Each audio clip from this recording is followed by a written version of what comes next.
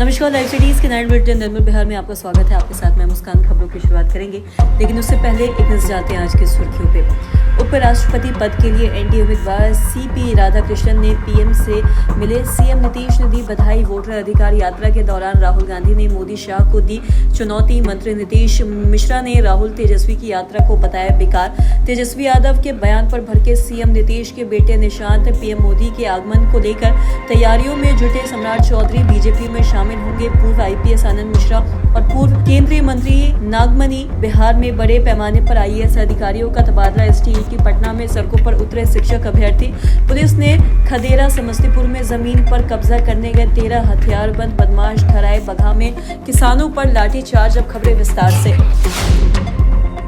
मुख्यमंत्री नीतीश कुमार ने महाराष्ट्र के राज्यपाल सीपी राधाकृष्णन को एनडीए के उपराष्ट्रपति पद का उम्मीदवार बनाए जाने पर शुभकामनाएं दी हैं। और सीएम नीतीश ने यह भी कहा है कि यह निर्णय स्वागत योग्य है। और उन्होंने ये भी कहा है कि जेडीयू उपराष्ट्रपति उम्मीदवार का समर्थन करेगा। और सीएम नीतीश ने ट्वीट कर कहा है कि महाराष्ट्र के राज्यपाल सीपी राधाकृष्णन जी के एनडीए के उपराष्ट्रपति पद का उम्मीदवार बनाए जाने के निर्णय का स्वागत है। और एनडीए ने उपराष्ट्रपति पद के लिए महाराष्ट्र के राज्यपाल सीपी राधाकृष्णन के दिल्ली पहुंचने पर उनका भव्य स्वागत भी किया। और उन्होंने प्रधानमंत्री नरेंद्र मोदी से मुलाकात की। और सीपी राधाकृष्णन ने पीएम मोदी से मुलाकात के बाद सोशल मीडिया पर पोस्ट करते हुए लिखा है, हमारे प्रिय जन नेता, हमारे परम आदरणीय माननीय प्रधानमंत्री नरेंद्र मोदी से मिलकर गौरवान्वित महसूस कर रहा हूँ।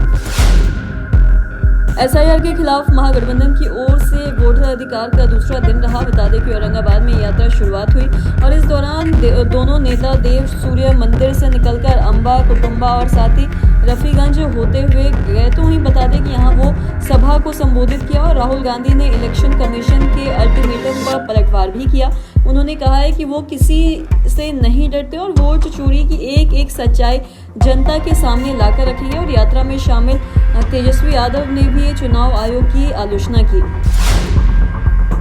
उद्योग मंत्री नीतीश कुमार ने कहा है कि एसआईआर मामले पर महागठबंधन के लोग जनता को दिग्भ्रमित कर रहे हैं। और 14 अगस्त तक किसी भी राजनीतिक दलों ने आपत्ति नहीं दर्ज की है। तो वहीं बता दें कि कटे हुए नाम सभी बूथों पर आ गया है और कोई भी देख सकता है। साथ ही उन्होंने ये भी कहा कि चुनावी प्रक्रिया को चुनावी ढंग से किया जाना चाहिए। वहीं तेजस्वी को भी आड़े हाथों लेकर कहा है कि 2019 लोकसभा चुनाव में नाम रहते तेजस्वी ने वोट नहीं दिया और जनता को विषय से भटकाने के लिए यात्रा किया गया। तो वहीं बता दें कि समय का उपयोग ना कर यात्रा कर रहे हैं। जो भी मतदाता सूची में कोई भी गड़बड़ी है तो उसे देखना चाहिए। मुख्यमंत्री नीतीश कुमार के बेटे निशांत कुमार ने पटना एयरपोर्ट पर मीडिया से बातचीत में बड़ा बयान दिया है। और ये भी कहा है कि सीएम नीतीश के बेटे निशांत ने सीएम नीतीश की सरकार के द्वारा किए गए कार्यों की सराहना की है। निशांत ने सीएम नीतीश के द्वारा हाल के दिनों में की गई घोषणाओं को भी दोहराया। और साथ ही कहा है कि मेरे पिताजी ने 2005 से बिहार में लगातार काम किया है और हम लोगों ने 50 लाख लोगों को नौकरी और रोजगार देने का भी वादा किया है, जिसे पूरा किया गया। तो वहीं तेजस्वी के दावों पर निशांत ने यह भी बड़ा बयान दिया और कहा है कि ऐसा क्या है, पिताजी 20 साल से कर रहे हैं, नकल ही कर रहे हैं। तो वहीं 2005 से लगे हैं। आप लोग हर सेक्टर में देख लीजिए, विकास हो रहा है। शिक्षा, स्वास्थ्य, पथ, रोजगार और जल जीवन, हर क्षेत्र में विकास हो रहा है। बोधगया स्थित मगध विश्वविद्यालय परिसर में आगामी 22 अगस्त को प्रधानमंत्री नरेंद्र मोदी जी के आगमन को लेकर अब तक की गई तैयारियों का बिहार के उप मुख्यमंत्री सम्राट चौधरी सहित सूबे के कई मंत्रियों ने निरीक्षण के बाद हरिदास सेमिनार स्कूल परिसर स्थित प्रेक्षागृह में कार्यकर्ताओं के साथ बैठक की। तो वही उन्होंने ये भी कहा कि जिस व्यक्ति ने बिहार का चारा चुराया, जिस व्यक्ति ने रेलवे का जमीन हड़प लिया हो, उस व्यक्ति के द्वारा कहा जा रहा चोरी करने वाले अब सीना जोरी कर रहे हैं। उन्होंने प्रेक्षागृह में उपस्थित कार्यकर्ताओं से प्रधानमंत्री के आगमन पर भी अधिक से अधिक संख्या में आने की अपील की है। भाजपा में शामिल होंगे आनंद मिश्रा, नागमणि। बीजेपी में कल एक बड़ा मिलन समारोह आयोजित होगा, जिसमें कई प्रमुख हस्तियां पार्टी की सदस्यता ग्रहण करेगी।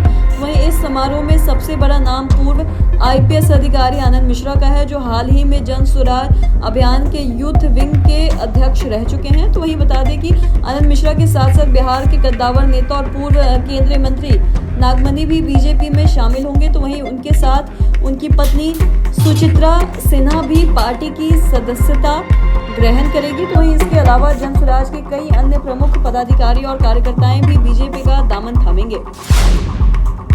बिहार सरकार के सामान्य प्रशासन विभाग की ओर से एक और बड़ी अधिसूचना जारी की गई है। बता दें कि इसमें कई आईएएस अधिकारियों का ट्रांसफर और नई पदस्थापना की गई है। तो वहीं सूचना के मुताबिक पूर्णिया की उप विकास आयुक्त बता दें कि सह मुख्य कार्यपालक पदाधिकारी जिला परिषद चंद्रिमा अग्री को उनके वर्तमान पद से मुक्त कर राजस्व एवं भूमि सुधार विभाग पटना में विशेष कार्य पदाधिकारी के रूप में पदस्थापित किया गया। तो वहीं गरिमा लोहिया, जिन्हें पहले सामान्य प्रशासन विभाग में योगदान देने के लिए रखा गया था, तो वो अब अनुमंडल पदाधिकारी पालीगंज पटना के पद पर पोस्टिंग दी गई है। टीआरए 4 की पहले एसटीईटी की मांग को लेकर पटना में शिक्षक अभ्यर्थी पदग्रहण दिनों में दूसरा बार सड़क पर उतर गए हैं। तो वहीं राज्य से विभिन्न जिलों से जुटे शिक्षक अभ्यर्थी प्रदर्शन किया। तो वहीं बता दें कि उनकी मांग है कि टीआरए 4 से पहले हर हाल में एसटीईटी एग्जाम लेना होगा, और ताकि बेरोजगारों को इस भर्ती में मौका मिल सके। तो वहीं पटना कॉलेज से निकलने वाले छात्र छात्राओं के जुलूस को पुलिस ने डाक बंगला चौराहे पर बैरिकेडिंग करके रोक दिया और साथ ही हल्का बल प्रयोग कर खदेड़ दिया। बता दें कि पिछले प्रदर्शन के दौरान उन पर पुलिस ने लाठी भी चार्ज किया। तो वहीं मौके पर तैनात मजिस्ट्रेट एमएस खान ने कहा है कि इनका प्रदर्शन प्रतिबंधित एरिया में चल रहा है, जो गलत है, और इसके लिए अनुमति भी नहीं ली गई है। कुछ देर की नोकझोंक के बाद पुलिस ने उन्हें खदेड़ दिया।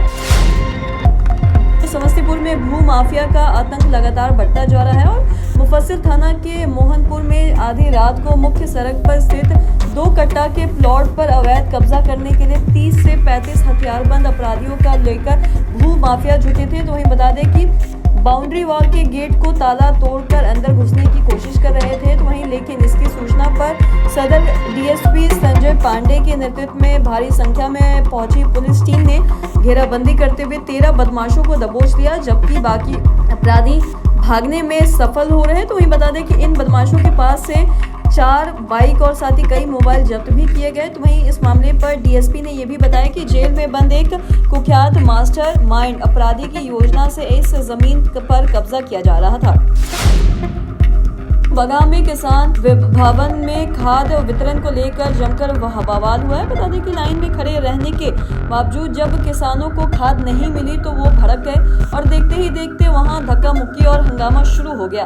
हालत बिगड़ते देख पुलिस ने लाठीचार्ज कर दिया और किसानों का आरोप है कि कृषि पदाधिकारी के इशारे पर पुलिस ने उन पर डंडे बरसाए और इस दौरान कई किसान घायल भी हो गए। तो वहीं घटना के बाद नाराज किसानों ने प्रशासनिक व्यवस्था पर सवाल उठाते हुए ये भी कहा है कि अगर समय रहते पारदर्शी तरीके से खाद वितरण नहीं हुआ तो वो आंदोलन को मजबूर होंगे। आज की इस वीडियो में इतना ही। अगर आपने अब तक हमारे चैनल को सब्सक्राइब नहीं किया तो तुरंत कर ले, साथ ही हमारे फेसबुक पेज को लाइक करें। वीडियो देखने के लिए आपका धन्यवाद।